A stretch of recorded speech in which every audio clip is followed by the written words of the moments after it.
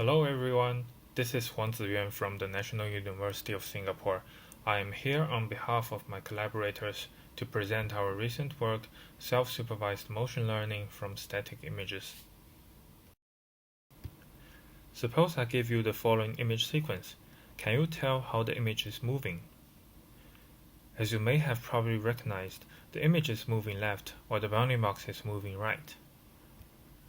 Yes, human naturally possesses the ability to recognize motions. This is important for recognizing actions, as actions are essentially combinations of different motions. For example, the combination of the hand movements in this image sequence makes up the draw sword action. Previous approaches learn motions by designing different motion-sensitive architectures. Or, advanced self-supervised methods are devised, which leverages the internal data structure within the videos. However, these approaches encode motions implicitly, as the motion pattern was never an explicit supervision signal for the neural networks. In this work, we ask the question, can the motion patterns be encoded explicitly? And if the answer is yes, how to do that? By answering these questions, we propose to learn motion from static images, which we call MoSI. Our goal is to explicitly learn motion representations.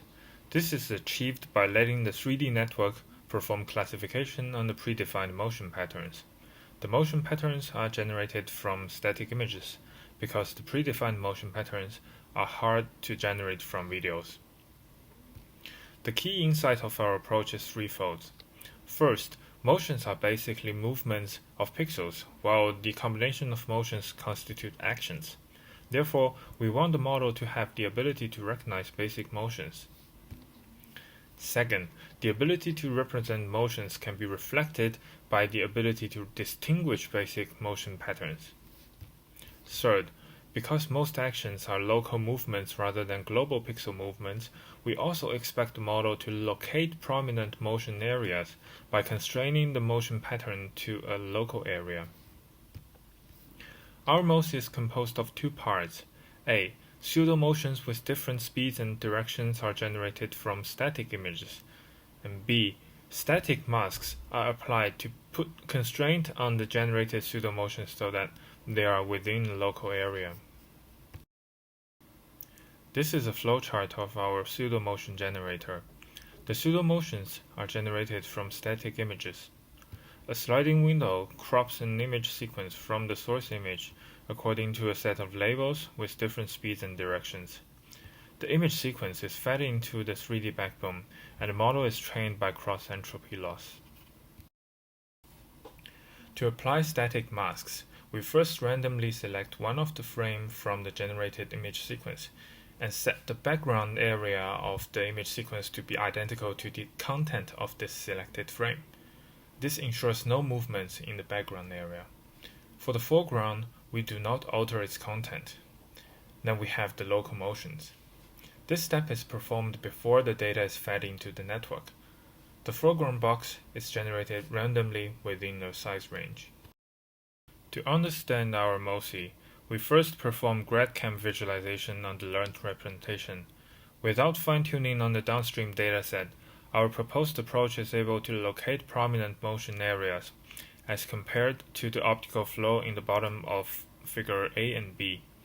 Despite his prior knowledge that only one motion area can exist in an image sequence, it is able to localize two areas with large motions in the videos. We also perform TSNE visualization on HMDB dataset, which the model has not seen before. Some patterns can be observed. For example, for the data points clustered as orange, green, and purple, most of them contain respectively vertical, horizontal, and static motions. Ablation studies show that MoSI can notably outperform the random initialization baseline, both trained with motions on only one axis or both axes. When trained on ImageNet, the pre-training accuracy ACCPT with over 90% shows that the model has learned to classify most basic motion patterns. When fine-tuned on the downstream action recognition dataset, it shows further improvements than pre-training on the downstream dataset themselves. We also show that randomizing the static mask sizes can have notable improvements than the fixed ones. Compared to existing methods, our proposed MoSI achieves the state-of-the-art accuracy, especially on HMDP51 dataset, where motions are of greater importance than UCF 101. Thank you, and looking forward to your questions. And here are some related references used in the slides.